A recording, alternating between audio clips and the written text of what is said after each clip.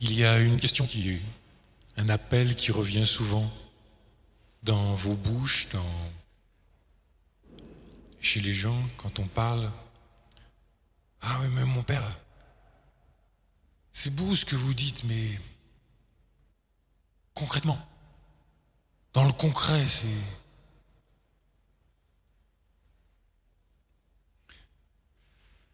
c'est le concret qui va faire que les grands axes de cet enseignement vont devenir concrets. C'est à chacun de rendre concret les affaires.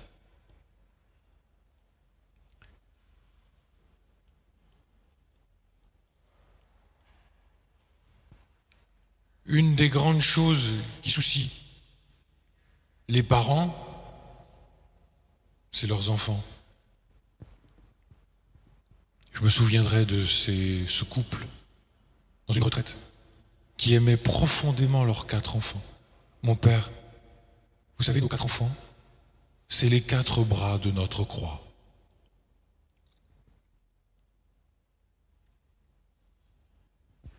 Quand on est vraiment parent, c'est normal qu'on s'inquiète. Mais il y a 2 manières de s'inquiéter. Une inquiétude qui laisse Dieu passer entre mes soucis et moi, et puis une inquiétude qui prend la place de Dieu en tout. Alors là, c'est l'inquiétude puissance 10. J'ajoute aussi ceci, je suis toujours dans le registre, on n'a jamais trop de confiance dans le bon Dieu si puissant, donc providence. Je ne sais pas comment vous fonctionnez, mais pour ma part, je n'arrive pas tout d'un seul coup.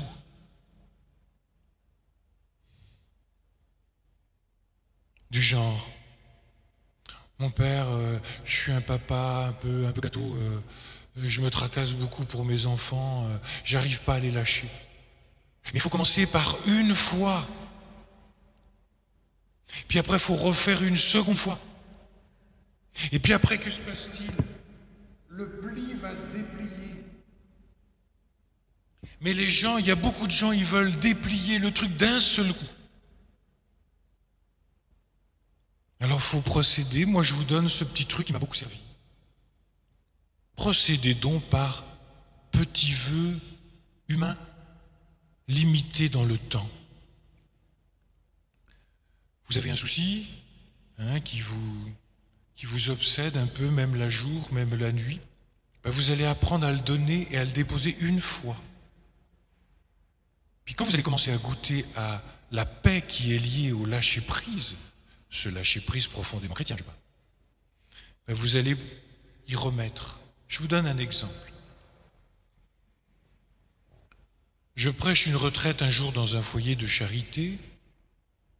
Je mets des grilles pour s'inscrire et je suis toujours un peu gêné quand on s'inscrit dès avant le début, quoi.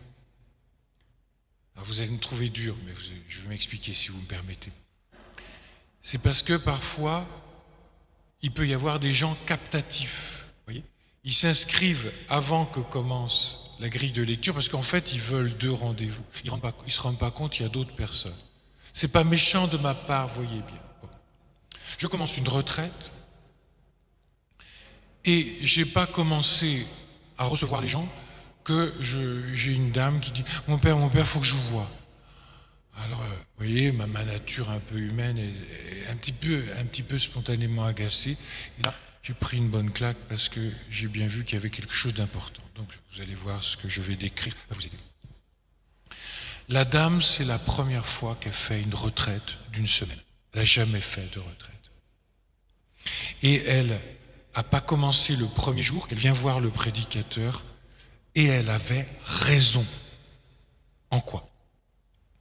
Mon père, je viens vous voir. C'est la première fois que je fais une retraite. Et je ne devrais pas faire la retraite. Pourquoi? Parce que ma fille vient de tomber dans une dépression carabinée. Elle est mère de famille et elle a dû quitter la maison, laisser les enfants et partir à l'hôpital. Et elle dit, c'est pas ma place, je devrais être au foyer, à m'occuper des enfants. Mais mon mari m'a dit, non, pars, c'est la première fois. Moi, je vais essayer de m'occuper des enfants. Et je viens vous voir parce que je n'arrive pas à rentrer dans la retraite. Ma fille m'obsède. Et en plus, je ne peux même pas aller à l'hôpital parce qu'elle a un traitement lourd, etc. Ma fille m'obsède. D'abord, j'imaginais pas que ma fille allait faire une dépression. Deuxièmement, qu'est-ce que vous dites quand on est mère? Alors je l'écoute.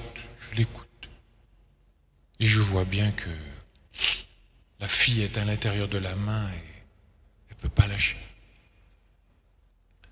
Alors j'ai dit, est-ce que vous voudriez qu'on prie ensemble? Parce que sinon vous n'allez pas rentrer dans la retraite et il va y avoir aucun fruit. Et elle dit d'accord.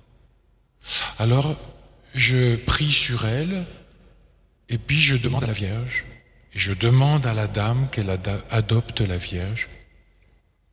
Et je lui dis en substance ceci, la Vierge Marie s'occupe beaucoup mieux que vous de votre fille.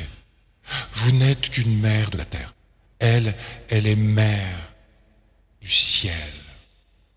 Et elle n'est pas maternante, elle est maternelle. On a tous besoin d'être guéris. Vous avez besoin d'être guéris dans votre maternité. Le Père qui vous parle, pareil dans sa paternité.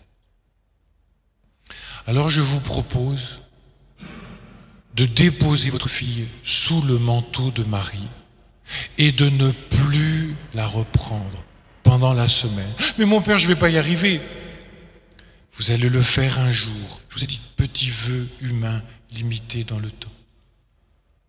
Vous allez les faire un jour, l'inquiétude va revenir, vous allez le refaire un deuxième jour, et à la fin, vous allez voir, le pli va se déplier.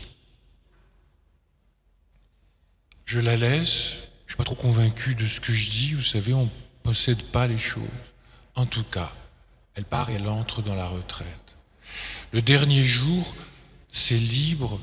Dans ce foyer-là, on peut prendre le micro et dire des grâces qu'on a reçues, avec toute la pudeur, bien sûr, nécessaire pour dire les choses. Et cette maman qui n'a jamais participé à une retraite, qui n'a pas l'habitude de prendre la parole en public, a pris le micro et elle a dit, il y avait, je ne sais pas, peut-être une centaine de retraitants. Je voudrais vous confier quelque chose, une grâce extraordinaire. Donc elle raconte qu'elle est venue me voir et tout ça, et qu'à la suite de ça, elle a accepté et elle a remis ça sur l'établi et elle a lâché sa fille. Et elle dit, je suis de la race de ma fille, je suis inquiète. C'est la première fois de ma vie que j'ai vécu une paix profonde pour des soucis d'enfant. J'ai consenti pour la première fois à lâcher et j'ai mesuré la paix profonde qui est liée à ce lâcher-prise. Extrêmement réaliste sur elle-même, elle dit, la retraite va se terminer, je me connais. Je sais que je vais devoir aller à l'hôpital, que les soucis, l'inquiétude vont revenir. Mais j'ai expérimenté pour la première fois une victoire. Je vais donc remettre ça sur l'établi. Je veux retrouver cette paix profonde. Elle est rentrée chez elle et elle a remis ça sur l'établi. Et elle a vécu une paix profonde. Mes amis, c'est pour vous, c'est pour moi.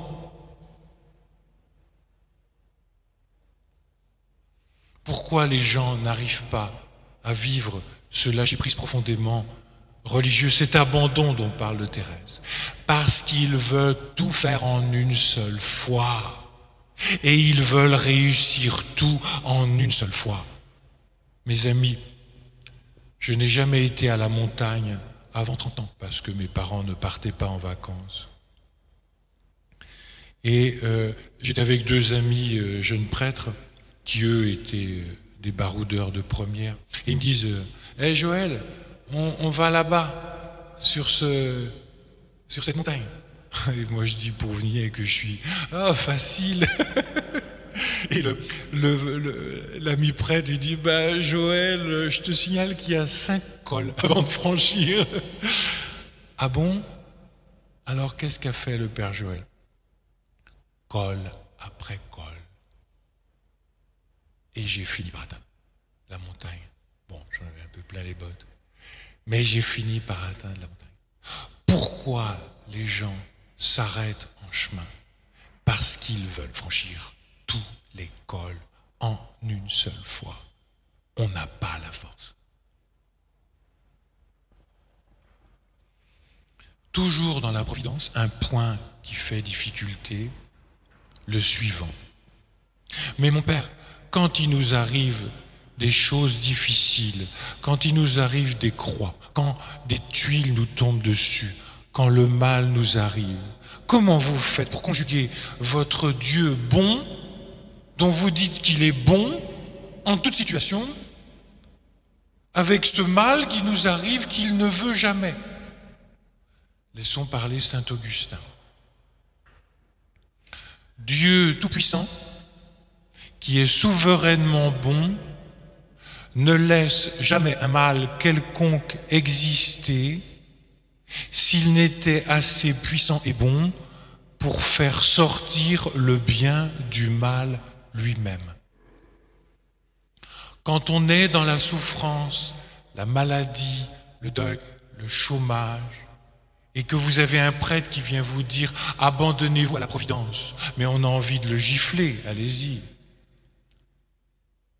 Oui, si vous n'êtes pas habité par le fait que Dieu est bon, fondamentalement bon, qu'il ne veut jamais directement le mal, mais qu'il est assez puissant pour se servir d'un mal en vue d'un plus grand bien.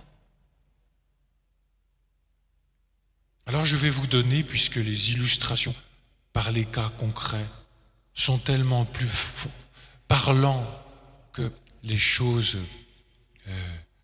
abstraites. Cette personne-là dont je vais vous donner le témoignage, je ne l'ai jamais rencontrée, mais elle m'a écrit. Donc je n'ai pas son visage, donc je peux vous donner son témoignage puisque je ne sais pas son identité. Je décris couple d'un certain milieu, et vous voyez bien que ça n'a pas rien de péjoratif dans ce que je dis. Le mari a une petite entreprise, vous voyez bien, un milieu un peu bourgeois, dans le sens noble du terme. Elle est profondément chrétienne, catholique, pratiquant, lui aussi.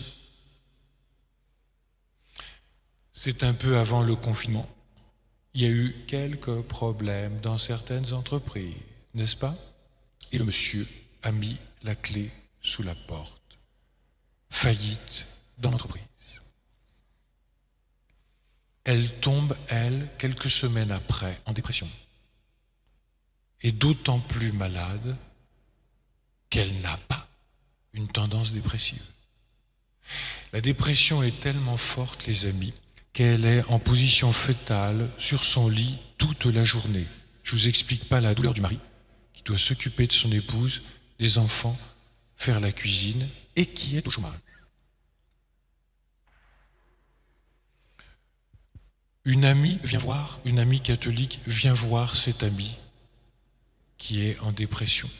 Et elle lui dit « Ah tiens, je viens de lire un livre. Je te laisse.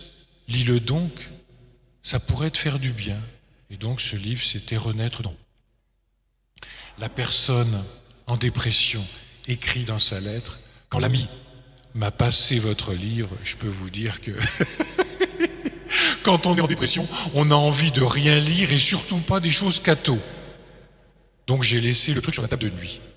Mais comme le temps était tellement long quand on est en dépression, au bout d'un moment, j'ai pris par hasard votre livre et j'ai ouvert. Et elle dit, il y a eu une parole qui a créé un déclic. Elle a dit, c'est quand vous avez écrit ceci. Dans tout ce que nous vivons, tout est porteur d'un sens nouveau si nous laissons Dieu, Providence, agir. Même les choses terribles comme une dépression. Et la femme a eu un déclic, elle a dit, mais alors, il y aurait un sens dans ce qui me paraît insensé? J'ai commencé à croire à la providence de Dieu, se servant de ce mal en vue d'un plus grand bien. Mon père, écrit-elle dans sa lettre, le lendemain je quittais le pyjama et je m'habillais normalement. Le lendemain, le surlendemain, je recommençais à faire la cuisine. Je peux vous dire que le mari était un peu heureux. La suite, j'ai vu mon médecin et en accord avec mon médecin, j'ai arrêté les médicaments. Ensuite, j'ai acheté une trentaine de vos livres, car j'ai été touché et j'ai pas pu garder ça pour moi. Alors je lui dis, allez-y, il n'y a pas de problème, vous pouvez. Et surtout, l'opération rétroviseur. Après être remise debout, comme pour moi, que je vous ai décrit après le fait d'avoir dit non une première fois dans ma vie, Jésus lui a montré dans le rétroviseur, tu sais d'où vient ta dépression? C'est parce que tu as été humilié par le chômage et la faillite de l'entreprise de ton mari. Et dans ton milieu, ça fait désordre. Et elle a dit, à partir de ce jour, j'ai aimé. Mon mari a retrouvé du travail. J'ai béni le Seigneur pour cette humiliation.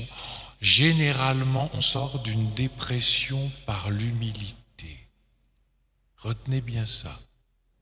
Je sais, ça se dit pas souvent, mais c'est la vérité. L'humilité, c'est de voir si nulle,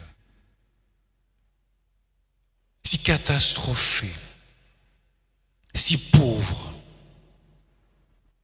Elle a laissé la livrée du milieu bourgeois qui n'accepte pas une faillite et elle est sortie complètement libre. Et je peux vous dire qu'à la suite de ça, elle témoignait partout.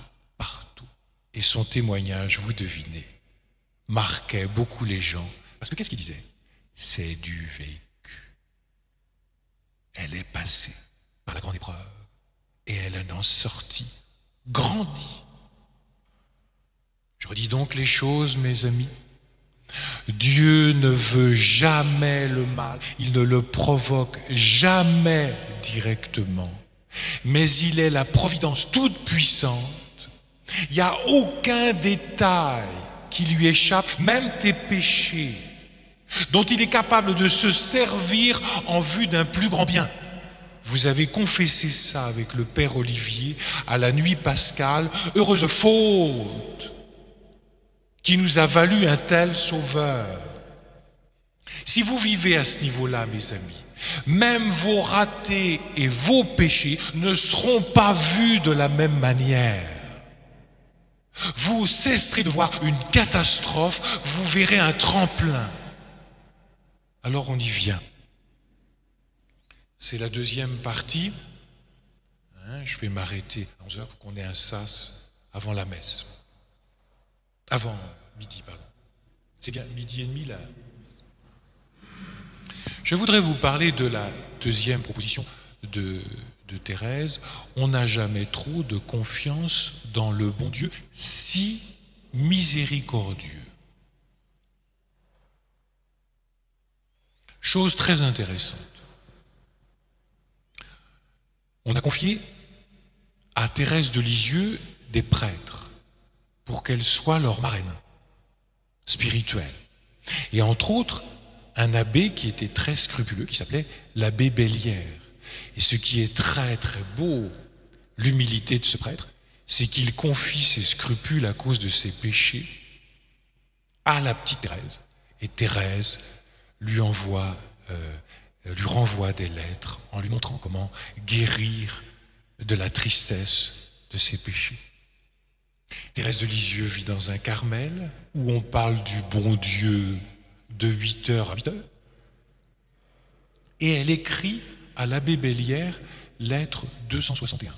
« Ô mon frère, monsieur l'abbé, que la bonté, l'amour miséricordieux de Jésus sont peu connus. » Autrement dit, Thérèse, traduisez, elle dit « L'amour de Dieu, même dans les Carmels, il n'est pas vraiment connu. »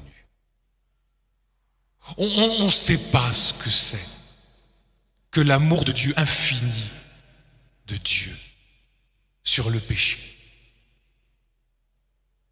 Alors avançons. On va essayer de petit à petit circonscrire les contours du visage de la miséricorde et ce qui normalement devrait renouveler votre manière de vous confesser. Vous ne serez plus entraîner la patte pour aller vous confesser. Ce sera un grand désir parce que nous avons mis les choses à l'envers à propos de la miséricorde de Dieu. Première caricature de la miséricorde. Un Dieu qui se contenterait de regarder ma misère d'en haut en la surplombant.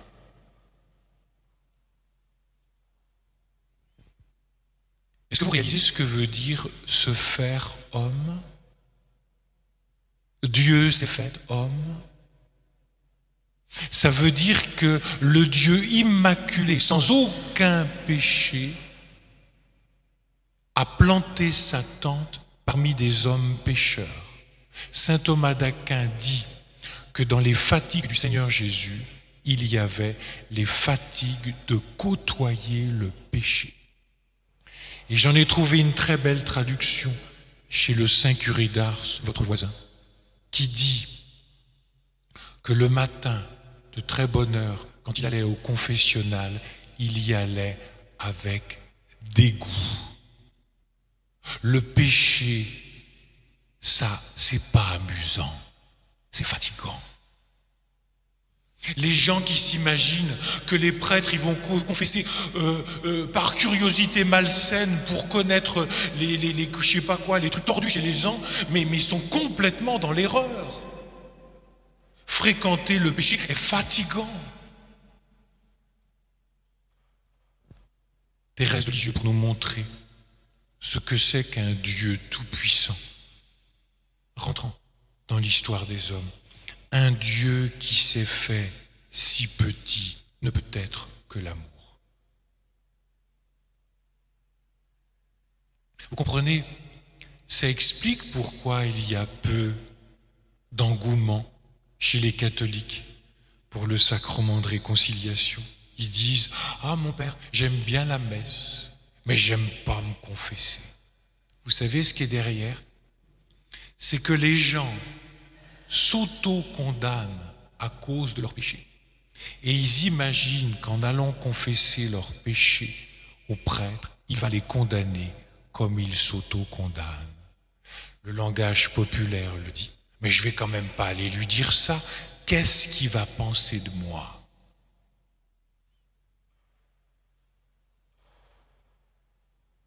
Notre manière d'envisager le sacrement du pardon dit notre relation profonde que nous entretenons avec le Seigneur Jésus.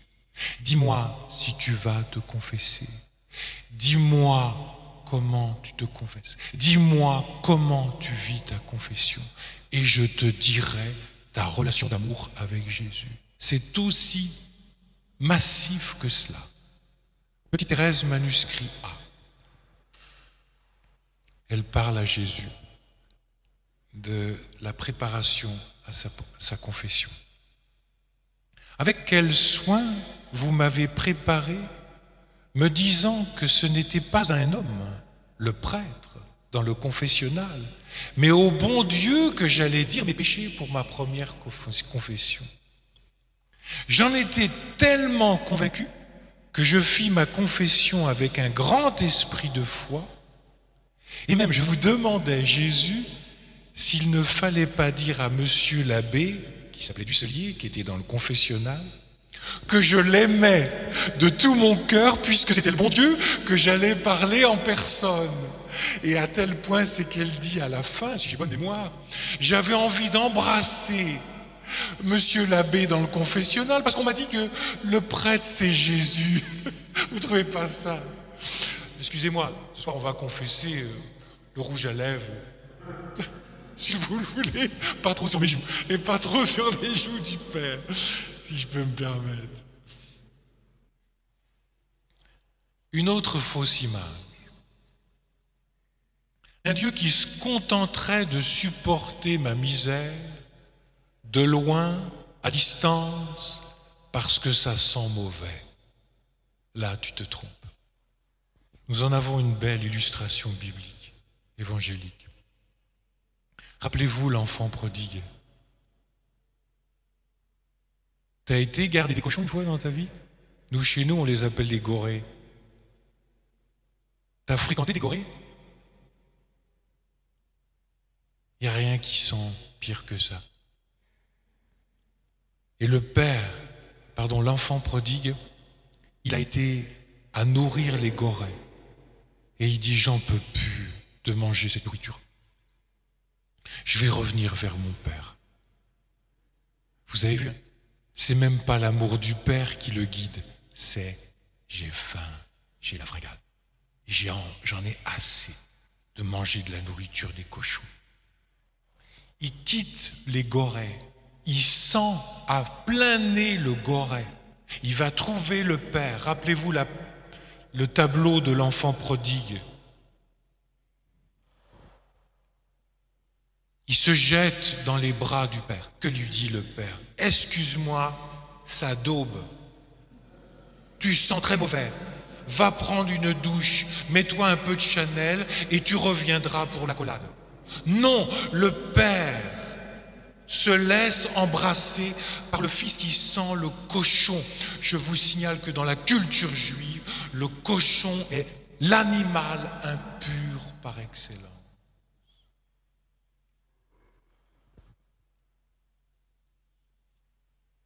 Le Père ne supporte pas de loin la mauvaise odeur de notre péché. C'est l'embrassade, la collade du Père qui prend sur lui la mauvaise odeur du cochon et qui va faire que le Fils va sortir en sentant la bonne odeur du Christ. Oh, il faut le vivre pour le comprendre de l'intérieur, ces choses. Petite Thérèse, manuscrit A. La fleur que je suis va raconter son histoire. Elle se réjouit d'avoir publié les prévenances tout à fait gratuites de Jésus. Elle reconnaît que rien n'était capable en elle d'attirer les regards divins. Et sa miséricorde seule, au Père, a fait tout ce qu'il y a de bien en elle. Qu'est-ce qui fait qu'on est beau aux yeux de Dieu? L'amour de Dieu. Petite parabole. Repensez à vos enfants avec leurs doudounes. Vous savez, les doudines qui ont 15-20 ans, qu'on traînait partout, et qu'il ne faut surtout pas vous imaginer de changer. Et un jour, il y avait une petite Catherine qui avait une doudoune qui avait 20 ans, qui avait traîné partout. Vous devinez? Et sa marraine, qui offre les cadeaux, arrive là et lui dit, Catherine, elle est moche, ta doudoune, enfin, laisse-moi t'en acheter une neuve. Catherine prend la doudoune qui sent mauvais. Marraine, elle est belle, doudoune. C'est le baiser du Père sur notre misère qui fait que notre misère devient sainteté et que nous sentons bon.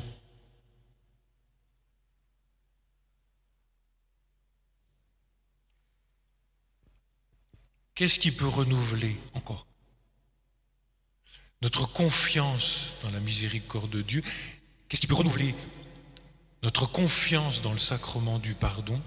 C'est que lorsque nous découvrons que Dieu est attiré par notre misère. Dieu qui ne peut pas supporter une once de péché, car il est immaculé, est attiré par le pécheur, parce qu'il sait que le pécheur, son péché provoque chez lui une tristesse, un sentiment d'être mauvais. Et il veut lui retirer ça en lui prenant. Il est attiré par le péché. À nouveau Thérèse. Elle dit, cependant après tous ces méfaits, au lieu d'aller se cacher dans un coin pour pleurer sa misère et mourir de repentir, à nouveau image du petit oiseau, le petit oiseau se tourne vers son bien-aimé soleil. Il présente à ses rayons bienfaisants ses petites ailes mouillées, souillées. Il gémit comme hirondelle et dans son doux chant, il confie, il raconte au soleil divin ses infidélités et ses péchés, comme on le fait dans la confession. Pensant, le petit oiseau, que dans son téméraire abandon, il va attirer plus pleinement l'amour de celui qui est venu appeler les justes, mais les pécheurs. Si vous lisez Luc 15, ce n'est qu'une seule chose. Laissez-moi m'approcher de vous. Je suis attiré par votre misère, parce que je veux la changer en sainteté. Qu'est-ce qui peut renouveler? Et on s'arrêtera peut-être là-dessus. Notre manière d'aller nous confesser, d'envisager nos péchés, c'est de découvrir la joie que Dieu a de faire miséricorde. Appliquez bien cela. Quand je vais me confesser, que je lui donne mes péchés, ça déclenche en lui une joie. Enfin, tu me permets de ne pas comprimer les flots d'infinie tendresse qui sont en moi. Je peux les répandre sur toi. C'est ce que dit Thérèse. Quand je ne veux pas me confesser, ou quand je garde mes péchés pour moi, je bloque la joie de Dieu chez Dieu. Je paralyse la joie de Dieu. Je limite la joie de Dieu. Écoutez Thérèse. À nouveau à l'abbé Bellière, qui est toujours pris avec ses scrupules de ses péchés. Lettre 261. Thérèse lui écrit « Les fautes attristent Dieu. Je ne vais pas vous dire le contraire. Mais il me semble que c'est seulement quand les pécheurs sont indélicats qu'ils font de leur péché une habitude et ne demandent pas pardon. Oui, là, ça attriste Dieu. Mais pour les pécheurs qui aiment Jésus et qui viennent après chaque péché lui demander pardon en se jetant dans ses bras, Jésus tressaille de joie, comme le père de l'enfant prodigue. Comprenez pourquoi un des tubes de Thérèse de Lisieux a été mis en musique, Sylvie Buisset, ça vous dit quelque chose? Je vais le chanter, je suis sûr que vous allez reprendre. Même si j'avais commis tous les crimes possibles, je garderai toujours la même confiance que cette multitude d'offenses n'est qu'une goutte d'eau dans un brasier ardent, n'est qu'une goutte d'eau dans un brasier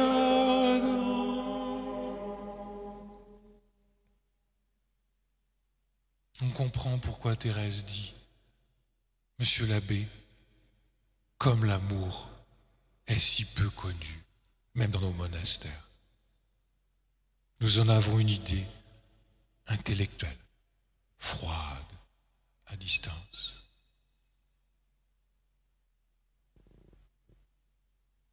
Qu'est-ce qui convertit les âmes dans les retraites et dans les paroisses? Quand les gens se découvrent immensément aimés, ils en pleurent de joie.